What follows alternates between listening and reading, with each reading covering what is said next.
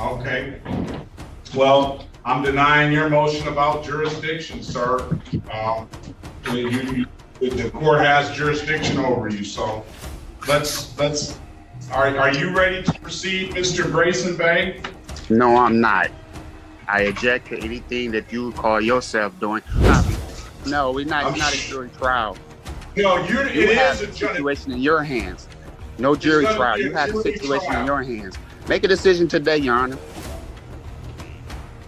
Make a decision. I don't know why he's moving.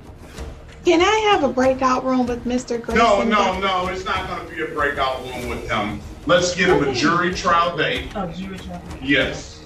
Let's just go ahead and he's not running this show. At the same time, I do not wish to waste anybody's time. And from my point of view, I'm willing to proceed. I know exactly why I'm in jail. I know what I've done. I know what I didn't do. Well, you just told me a little while ago, Mr. Ehrenreich, you didn't know. No, and now you're telling me you know. That leads me to believe that I may have to order a competency on you. I don't want to do that.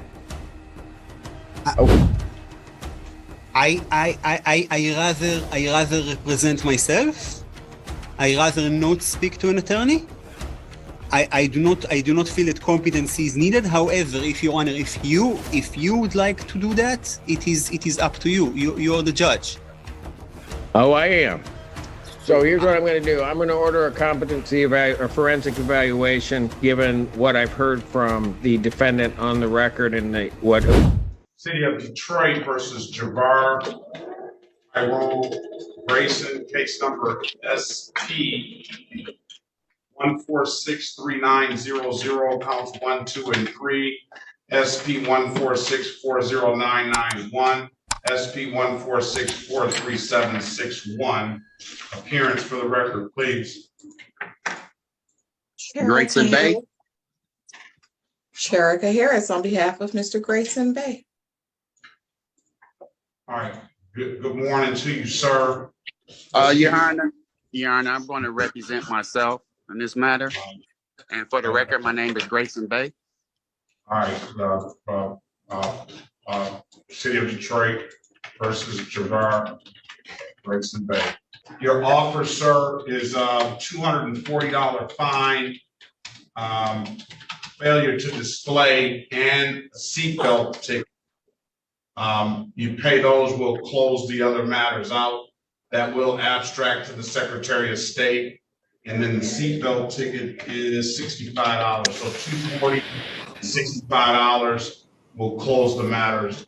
We'll close the matters out. That'll be a failure to display. It will abstract, but it won't carry any points. And today is the date and time set for a trial. Your Honor, today was supposed to be set for trial, and I don't consent to any of this. Okay, it is set for trial. I just gave you your offer so that you can you go in? Okay, there. I just gave you your offer so you could. I'm not accepting that. I won't accept that offer. Mr. Corporal Ambrose, can you put your appearance on the record, please? Good morning, Corporal Brian Ambrose, Detroit Police Department, Badge 415. Good morning to you. Okay, let's go. Are you ready to proceed, Corporal Ambrose? Yeah. Your Honor, I would object to holding this trial. I believe he stated that he's a different person. We have a ticket for a Mr. Javarone Grayson. Grayson Bay is an entirely different person. We don't have jurisdiction over. We don't have a case over. I would object to holding that trial. I'm going to deny the objection. He just said he's Grayson Bay. He just I don't think he's objecting to the fact. I object to that, Your Honor. I'm objecting, and I also questioning jurisdiction. Okay. Well, I'm denying your motion about jurisdiction, sir. The court has jurisdiction over you, so are you ready to proceed, Mr. Grayson Bay? No, I'm not. I object to anything that you call yourself doing. Also, I'd like to add that I sent this Brian and Brochure. I sent him a COL. It's a color of law form. I warned him about this situation. This process is also in Wayne County. He's being sued. We can continue this all day. I also will add you to the case if you want to continue this. This needs to be dismissed today. Today. And I will see Brian Ambrosius in 3 weeks in Wayne County. All right. Well, let's go ahead and proceed because it's not going to be dismissed today. Okay. Well, So you can do what you want to do over in circuit court. Then have your way. That is your right. I don't know how you're proceeding in circuit court when you feel that this court doesn't even have jurisdiction over you. So let's go ahead and proceed. Corporal Ambrose, you want to speak with them before we proceed, Ms. Snyder?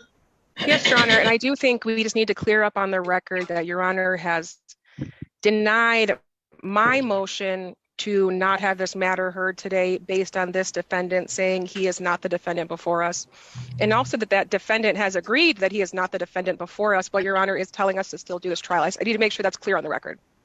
Yeah, I don't think that he's denying that he's not Javar Grayson Bay. Are you denying that you're not Javar Grayson Bay, sir? I am the living person, Grayson Bay, in living form. Okay, so there it is. However he wants to articulate it, we'll let him articulate that. He's Grayson Bay. He's Javar Grayson Bay. His mom gave him that name. I don't think that's any dispute. Okay, so that name has a social security card attached to it. It also has. I think it's going to be pretty quick, Ms. Snyder. I'll put you in the breakout room with Corporal Ambrose and put it that way. It is just an expired plate, a seatbelt ticket, no proof of insurance. What is this other thing? Refuse to exhibit license and a false information ID. So just join the breakout room, have a conversation with Corporal Ambrose, and then we'll just hear it. And if he has a right to remain silent, he says he doesn't want to be represented by a lawyer, and you can just put your case on the record, and I'll have to make a decision based on that. All right. Rejoin the room, please. I'm gonna pass the matter, Mr. Grayson Bay, and give them opportunity to talk. Okay? Are we ready, Ms. Snyder? Okay. My supervisor has advised me to file an interlocutory appeal, Your Honor. An interlocutory appeal on my motion, on your motion? Yes, Your Honor. Okay. Or I suppose time to brief the issue, maybe on this record, or I'd leave in Your Honor's discretion. Let's see does that interlocutory appeal, if that is I'm sorry, Your Honor. Are we back on the record for Grayson? Yeah, let's go back on the record with Mr. Javar Grayson Bay.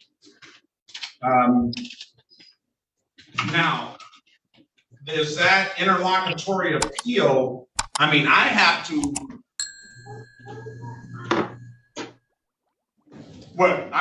proceed. I mean, I got the discretion of whether I want to allow you to do that or not, or just proceed, and you can file your appeal. Correct? Give me the law on that.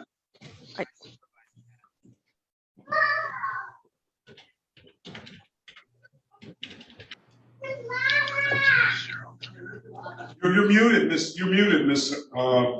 I'm sorry, Your Honor. My supervisor is talking to me over the wall, so it's hard to hear two people at once. Okay. The court rule is, I think she might be coming back. It's MCR 7.205. 7.205, application for leave to appeal, and you said what was the citation? What were the other? 7.212, but that's just saying the format for briefs. I have 7.205 as application for leave to appeal. Appeals to circuit court. 7.105. If the order appealed is interlocutory, setting forth facts showing how the appellant would suffer substantial harm by awaiting final judgment before taking an appeal.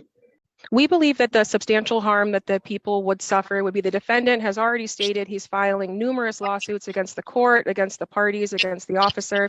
We believe we'd be giving him a golden parachute. It's just one more issue to add to his level of appeals. This is one issue that needs to be clarified. Of course, he will be found, I believe, through fingerprints to be either the person given that ticket or Javarone Grayson, the person given the ticket, will be given a capias warrant and we can move on. But I do believe that this issue needs to be handled before we make a further record. I have a duty to mitigate the city's damages. And I believe that's what we're doing and what I was advised to do by my supervisor. But how would the city be harmed at all if we proceed? What would be any harm for the city? Especially if you acknowledge the fact that you think that by fingerprints that would be Mr. Javarone Grayson. But Your Honor, what we think and what we can prove as a matter of the record and as the court of law is different. I do understand it. I believe he's being frivolous. I think he is wasting the court's time. But I do think that as lawyers, as a court of law who do have to face appellate issues, this is something that we need to clear up on the record and have a clear record, such as a chain of custody of who Mr. Grayson is. I don't think it would take that long. Or we could solve this today with giving Javarone Grayson a capias warrant and let Bay, whoever he may be, go on about his business. Either or. But I do think that having this trial over both of our objections is not the correct answer. I just don't feel. I just don't feel. You can't stand one. I don't see any harm in proceeding. He's already indicated that he is Javarone Grayson, except he wants to be acknowledged as Javarone Grayson Bay, or he's the living. I don't know how he termed it. Person of Javarone Grayson Bay. I don't think that, as a matter of fact, when Corporal Ambrose came in the room and introduced himself, I saw Mr. Grayson Bay sort of kind of had a look on his face. And to me, I took that look as he knows Corporal Ambrose. And there's no question. I haven't asked Corporal Ambrose is if this is the person that he pulled over, but I'll definitely let you ask Corporal Ambrose that. But I don't think that there is any sort of identity issue here. I think the issue comes into something that we've seen probably, I don't know how many times, and I'm sure we're going to see it more in the future. And I agree that those things are frivolous and they do not apply. So I don't see anywhere where we can't proceed with this. Not unless Corporal Ambrose says that to you and through you that this is not, I don't recognize this person that's here. And was this not the person that, or even if there was, I would even allow Mr. Grayson Bay to put on a identity defense and say that wasn't me. He did that wasn't the defense. I don't know what his defense is going to be. Your Honor, may I? No, you can't. No, you can't. No. When I ask you to, when I want you to speak, no I'll allow problem. you to speak. I'm not going to give you that opportunity. No problem. So to settle this matter about your objection, it's like if the court rules bound me not to proceed because you wanted an interlocutory appeal, then that would be the court rules would bind me to do so. But I don't know of a court rule that's going to bind me not to appeal. And I just don't see in what harm it will be to any other parties, the defense or the city, by us proceeding in this fashion. I understand he's got cases over in circuit court. He may have cases over in federal court. I don't know. But here again, we're here, the parties are present, and I'm satisfied at least that that's the Mr. Javarone Grayson Bay, that the person, we have the right person here in court today. So I'll let you make a last minute record, Ms. Snyder. Can I just have one? My supervisor walked away. Can I have 1 second to go talk to her? Yes. Now you can. Let's see if you want to. If Mr. Grayson has anything, I'm gonna allow him an opportunity to speak so you can hear what he has to say. Go ahead, Mr. Grayson Bay. Your Honor, I sent you a declaration of notice stating who I am and the fraud, Javarone Grayson. I sent you the paperwork. This was over 3 or 4 months ago. I'm pretty sure you have plenty of time to read and understand the situation. And that, like I said, again, that is my declaration of notice. You should have that in the file as we speak. Anything further? And I object to this. And again, your court system has no jurisdiction over it. What is your, give me a point to a court rule, or put your legal objection on the record. What is your objection? My objection is jurisdiction. Okay, I deny that objection. All right, go ahead, Ms. Snyder. We'll pass the matter. We'll allow you to speak with your supervisor. All right, let's go back on the record with Mr. Grayson Bay. Are you there, Mr. Grayson Bay? Yes, I am. What I will do, listen, Ms. Snyder, let's go back on the record with Ms. Grayson. What I will do is I will pass this matter and I will reset this trial date for an in-person, because I think this is one that needs to be in person. We can't, it's been some stuff that Mr. Grayson Bay has said that he has filed with this court. He says he sent me some stuff. I don't have that in front of me. There's it in the file. And this one seems like it's going to necessitate some, it's going to necessitate a trial, and I think that this one is best to be done in person. So what I will do is I will reset this trial date. That will give me an opportunity, one, to get the documents that, if they exist, that Mr. Grayson Bay has said that he has filed with this court. And then two, that will have both of the parties here in person. All right, so I'm going to reset this matter for a January 9th in-person trial date. Now that is going to do. Now let me ask you this, sir. You understand you have a right to a trial by jury, correct? Mr. Grayson Bay? I'm just challenging jurisdiction. Also, for the record, I sent Detroit Police Department 12th Precinct a declaration of notice.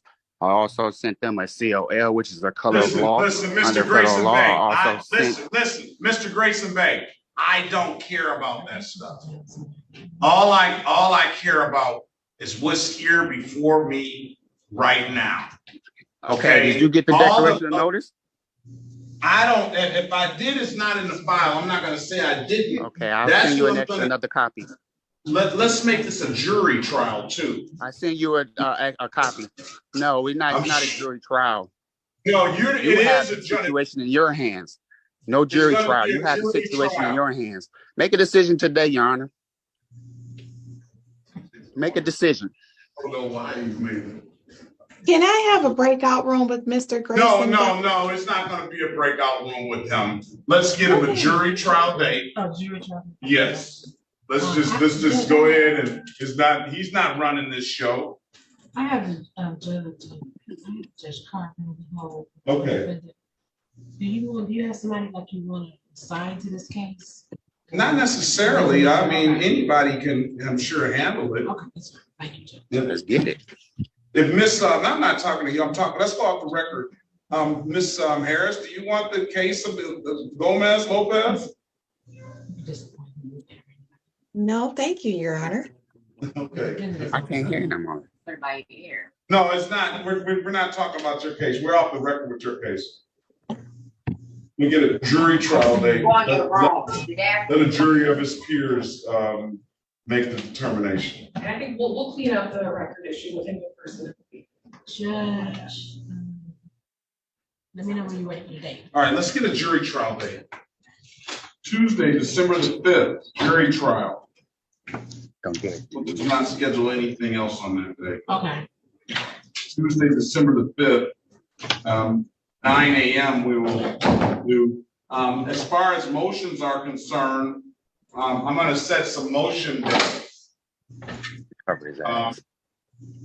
So, Not what much. was that comment, sir? Mr. Grayson Bay, Yes, sir. What's going on? was that comment? No comment. Listening. Let's go. All right, let's set a motion date for November the 10th. That's when Mr. Grayson. Court's motion. That's Veterans Day. Stay good. Let's set motion due. Well, the motion will be due by motions due by November the 9th. That's for both parties. The responses to the motions will be by November the 17th. And we will set a final pretrial date a day before on December the 4th, 2023. So technically, you'll have a court date that can be, it can be on Zoom for the final pretrial date of December 4th. If there hasn't any resolution, I'll give my ruling on the motions on that day. And then we'll set the jury trial date for December the 5th, 2023 at 9 a.m. All right? You got that, Mr. Grayson Bay? No, there you gave me 10 dates, but what I'm going to do is I'm going to send you a I declaration of did not notice. give you 10 dates. I count, let's see, 1, 2, 3. I got December the 5th, December the 4th. I got November the 9th. I got also November the 17th for a response. That's 1, 2. That's like what, 5? I counted 4. You counted Okay, there 10 we at go. first. Now you're counting 5. I don't just know want to which get this one matter it is. resolved, man. I just want to get this matter resolved. I'm That's not all. your man. Let's resolve it today. It's not gonna be resolved today. Come back, well, you got the dates. Motions due by November the 9th. Responses are due by November the 17th. Final pretrial date, December the 4th. I'll rule on the motions on that day, and then jury trial date, December the 5th. Have a great day, sir. Best of luck to you. December the 5th at 9 a.m. The pretrial on December the 4th is at 8:30. Best of luck to you. Thank you, Your Honor. All right, thank you. That'll conclude it. All right, that'll conclude it, Mr. Grayson Bay. You're free to leave. State your name, sir. Mr. Ehrenreich. Can you state your name for the judge? Yes, my name is Amit Ehrenreich. Okay. At the same time, All right. I do not have anyone representing me. You don't? No. Okay, you No, don't I went- want somebody representing you? I will be representing myself, Your Honor, if I may. Have you discussed that with Mr. Overwater of the Public Defender's Office? I have not. I do not know Mr. Overwater. Your Honor, if I may, I went to the jail yesterday to meet with Mr. Ehrenreich. One of the deputies brought him to the cell. He looked at me, and evidently he told the deputy he didn't know who I was, so he refused to meet with me. The deputy tried to encourage him to sit down and talk to me. He continued to refuse to do so, and then he left. Based on that, the information that I was given by the deputy I spoke with, as well as the allegations in the police report, I'm concerned that there may be an issue of competency. Obviously, I have not been able to speak to Mr. Ehrenreich, so I cannot verify that independently. What I was planning to ask for is for the court to admonish Mr. Ehrenreich to at least consider speaking to me and to adjourn the probable cause conference for that purpose. If he is resolute in his intention to represent himself and to refuse to speak with me, then I would leave it in the court's discretion. If I might jump in, Judge. Torshio Feaster, Assistant Public Defender. Judge, I did represent Mr. Ehrenreich at a probation violation, a PPO violation, about a week and a half ago. So he does know who I am. And at that time we spoke, he said he wanted to represent himself on the PPO violation, but he did want our office to help him on the new felony charge. So maybe he didn't speak to Mr. Overwater because he did not realize he's with our office. But I would, on behalf of Mr. Overwater, I think, ask for an adjournment and ask our client, please speak to him about this matter moving forward. Mr. Ehrenreich? Yes, Your Honor. Did you hear Mr. Feaster? I heard partially. One of the guards was speaking on his communication device, and I could not really hear what was going on. Oh, okay. You had a hearing in circuit court on a PPO violation? That is correct, Your Honor. Okay. You remember the attorney that was representing you at that hearing, Mr. Feaster? I do remember Mr. Feaster, and I believe the judge was Mr. Conlin, if I'm not mistaken. That's right. Okay, that's right. So Mr. Feaster stepped in. I cannot hear. Can you hear me, sir? Yes, yes. Okay, Mr. Feaster just stepped in right now to let you know that Mr. Overwater, who you wouldn't speak to, that they're part of the same office.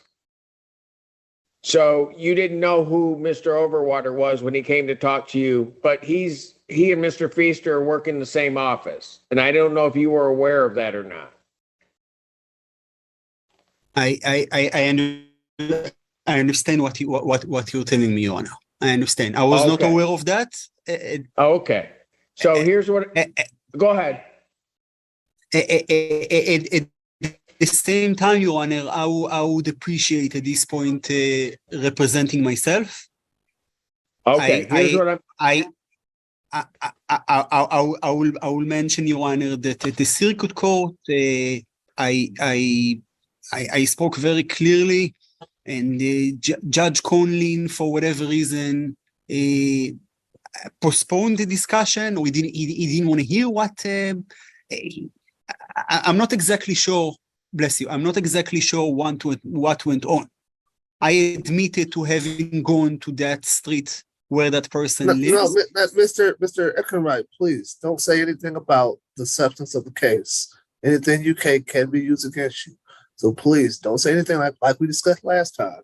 Please wait and speak to Mr. Overwater and let him try to help you.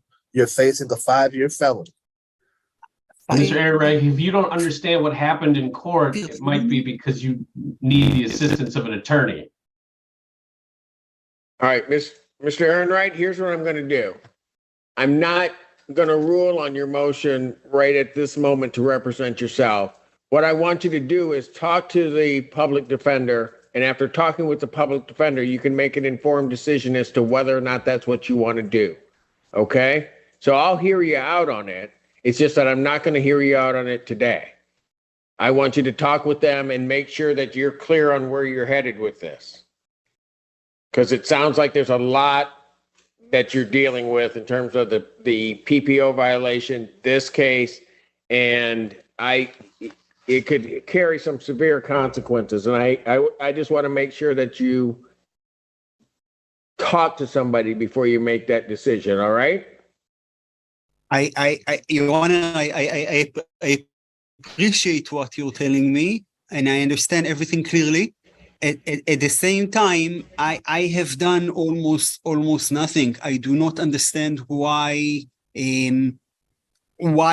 what I did not hurt a fly. I did not. Okay. All right. Mr. Ehrenreich, I don't want you to say anything about the facts of the case. I will explain what happened and why you're in jail, what you're charged with. I'll explain everything to you if you will let me meet with you. I do not wish to meet with Mr. Overwater, with all due respect to him. Okay. All right. So, Mr. Ehrenreich, let me ask you this. You met with Mr. Feaster, correct? I've had a video conference with him. I have not met with him in person. Okay. All right. So I don't know, and I'm not going to interfere on who's going to meet with whose cases are assigned. The public defender's office now knows that. So it might be Mr. Feaster that you meet with. Okay. But in any event, particularly given what you said, that you're not sure why you're there or anything else along those lines, I want you to meet with an attorney that can explain that to you.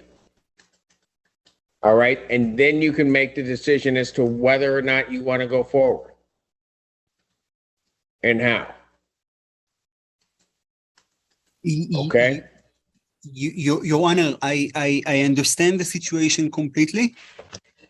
Well, no, you don't, because you don't know what you did that has you where you are. And you just said that to me. So you don't understand it all. And I've got to make sure that you do. And one of the ways I can make sure that you do is to have you talk with somebody so they can at least explain why you're where you are right now. Okay? And that's so, Mr. Ehrenreich, I'm going to do that, and I'm going to do it to protect your rights. So I'm going to tell you that when they come down to talk with you, I need you to talk with them at least, okay? And then we'll come back, and then you can make your decision about what you want to do. He's shifting between I don't understand and I understand completely. That might feel like self-defense, but legally it signals confusion. In court, inconsistency doesn't protect you, it triggers competency concerns, which can override his attempt to act as his own counsel. Your Honor, I respect everything that you say. At the same time, I do not wish to waste anybody's time. And from my point of view, I'm willing to proceed. I know exactly why I'm in jail. I know what I've done. I know what I didn't do. Well, you just told me a little while ago, Mr. Ehrenreich, you didn't know. No, and now you're telling me you know. That leads me to believe that I may have to order a competency on you. I don't want to do that. Okay? Mr. Ehrenreich, I'm going to implore you to speak with an attorney first. Because you're telling me one thing, then you're telling me something else. And that may lead me down a path that I don't know that you want to go to or go down.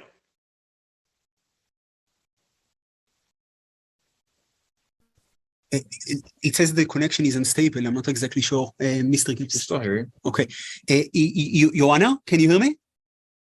I can hear you. Oh, all right. It just displayed the connection is unstable. I just want to be very clear on what I said in order to avoid any confusions or misunderstandings. I know wholeheartedly why I'm in jail. I know what I've done. I'm willing to hold myself accountable. I'm willing to hold myself accountable for what I've done. The thing I do not understand, and that's what I meant when I communicated that, I do not understand how what I've done is got to a point where if I feel felony is being... Mr. Ehrenreich, that's the problem. That's the problem.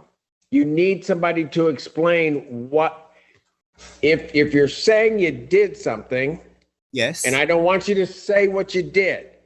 If you said you did something, but you don't understand what the consequences of that are, that's a problem. And so I'm going to get an attorney to you. I'm going to ask you to speak with them so at least they can explain that to you. Then you can make your decision about whether you want them to help you and represent or whether or not you want to do it yourself. But Mr. Ehrenreich, I'm done. That's what I'm going to do. It's up to you now to talk to the attorney so that you have as much information as you want. If you don't want to do that, you might want to tell me now so I can order a competency. I rather represent myself. I rather not speak to an attorney. I do not feel that competency is needed. However, if Your Honor, if you would like to do that, it is up to you. You're the judge. Oh, I am. So here's what I'm going to do. I'm going to order a competency a forensic evaluation, given what I've heard from the defendant on the record and what apparently is a confusion on a number of different levels. I'll set that competency hearing for. You want to do 60 or 90? 60. Tuesday, November 21st. That'll be set for Tuesday, November 21st. November 21st, 2023, 9 a.m. Mr. Overwater, can you please prepare the orders for the court signature, please? I will prepare that order. Thank you, Your Honor. Thank you. Thank you, sir. Across both cases, the pattern is the same. Control is being mistaken for strategy. In the first case, the defendant rejects legal counsel while openly admitting confusion about consequences. That creates a direct pathway to a competency evaluation, one of the few legal mechanisms that can completely pause a defendant's autonomy.